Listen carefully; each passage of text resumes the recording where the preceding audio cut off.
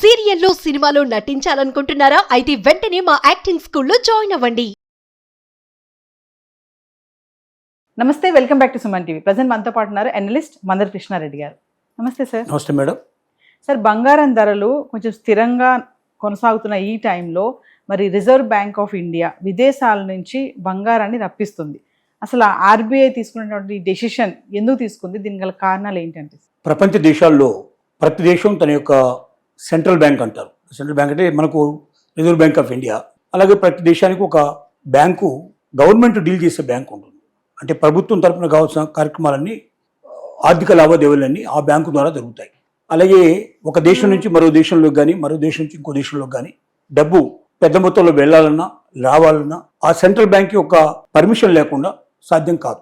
మనకు reserve bank ఉన్నట్టుగానే ప్రతి దేశానికి ఒక సెంట్రల్ బ్యాంక్ ఉంటుంది. ఈ బ్యాంకులంతా కూడా ఈ మధ్య కాలంలో బాగా బంగారాన్ని నిల్వ చేయడం ఎక్కువగా పెట్టుకున్నాయి. కారణం ఏమిటంటే, ఈ డాలర్ వ్యవస్థ లోపల డాలర్ ఎప్పుడు పుంజుకుంటుందో ఎప్పుడు పడిపోతుందో తెలియని పరిస్థితి ఉంటుంది.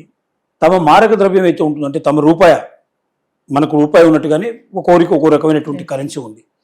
తమ కరెన్సీ వాల్యూ పడిపోకుండా ఉండాలంటే తమ దగ్గర ఎక్కువ మొత్తంలో బంగారు నిల్వలు ఉన్నట్టయితే తమ కరెన్సీ బలంగా ఉంటుంది అన్న నమ్మకంతో ఇంకా కొన్ని కారణాలు కూడా ఆర్థిక మాంద్యం నుంచి కూడా తగ్గించడానికి అవకాశాలు ఉంటాయి.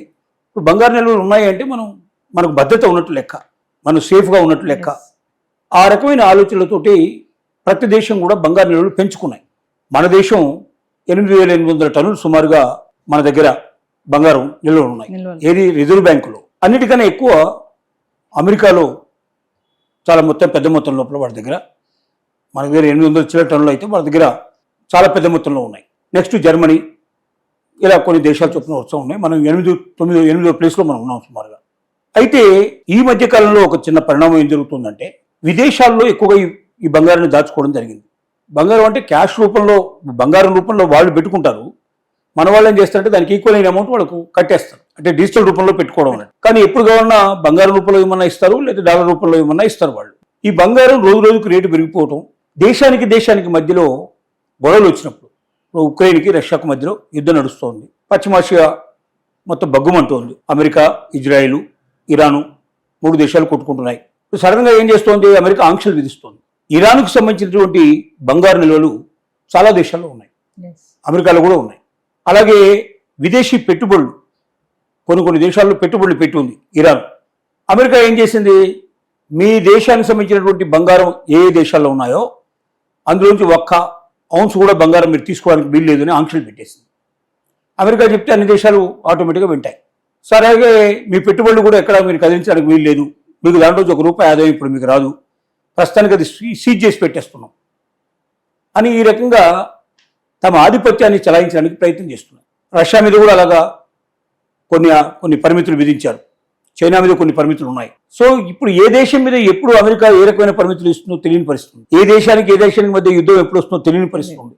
ఇలాంటి పరిస్థితుల్లో మన బంగారం ఇతర దేశాల్లో ఉంటే రేపు అనుకోకుండా మనకు ఇంకో దేశానికి మధ్యలో యుద్ధం సంభవించినట్టయితే ఆ యుద్ధ పరిణామం వల్ల ఆయా దేశాల్లో ఉండే బంగారం కానీ, ఆయా దేశాల్లో ఉండే పెట్టుబడులు కానీ సురక్షితంగా ఉన్నాయా లేదని ఒకటి చెక్ చేసుకొని బంగారు నిల్వలు మన దేశంలో తెచ్చిపెట్టుకుంటే మంచిది కదా, ఎందుకు వేరే దేశాల్లో ఉండాలన్న ఉద్దేశంతో రిజర్వ్ బ్యాంక్ ఆఫ్ ఇండియా అన్ని దేశాల్లో ఉండేటువంటి బంగారాన్ని మెల్లమెల్లగా తెప్పించడం ప్రారంభించింది. ఇప్పుడు 160 గత 6 నెలల్లోనే 104 టన్నులు తీసుకొచ్చింది ఇప్పటిదాకా. ఇంకా మ్యాక్సిమం ఉంటే 169, 170 టన్నులు సుమారుగా ఇంకా ఇతర దేశాల్లో ఉంది.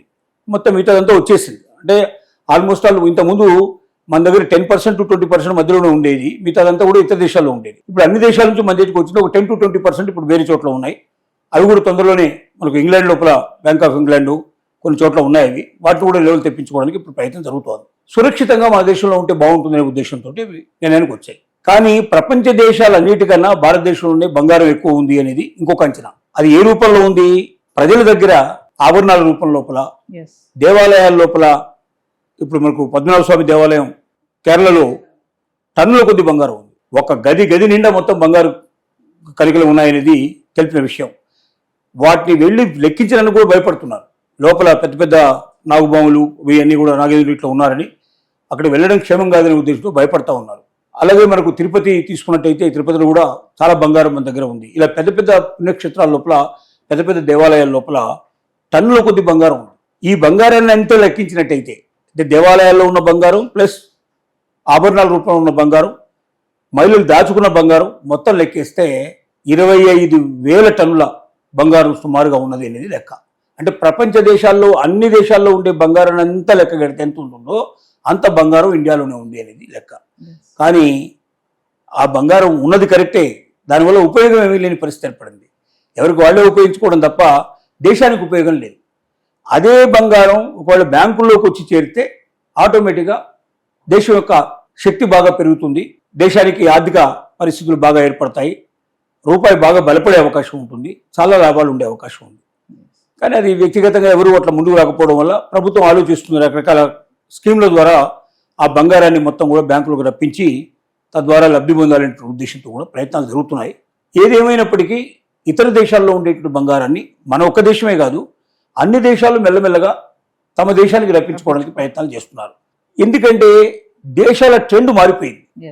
ఒకప్పుడు ఒక దేశానికి మధ్య యుద్ధం వస్తే ఆ రెండు దేశాల మధ్యలోనే వైరం ఉండేది. కానీ ఇప్పుడు దానికి మిత్ర దేశాలు ఏవైతే ఉన్నాయో ఆ దేశాలను కూడా దాన్ని సపోర్ట్ చేయడం, తర్వాత పెద్ద దేశాలు ఏవైతే ఉన్నాయో ముఖ్యంగా అమెరికా లాంటి దేశం ఆధిపత్య ధోరణి ప్రదర్శించడం, ప్రపంచం అంతా తన చెప్పు చేతిలో ఉండాలని ప్రయత్నం చేయడం, అందరి మీద ఆంక్షలు పెట్టడం, మీ బంగారం ఎక్కడైనా ఉందా అయితే మీకు దాని మీద ఆశ దూక్కోండి అనే పరిస్థితి లోపల కొన్ని చట్టాలు తీసుకురావడం, ఇలాంటివన్నిటి వల్ల భయం అనేది పెరిగిపోయింది.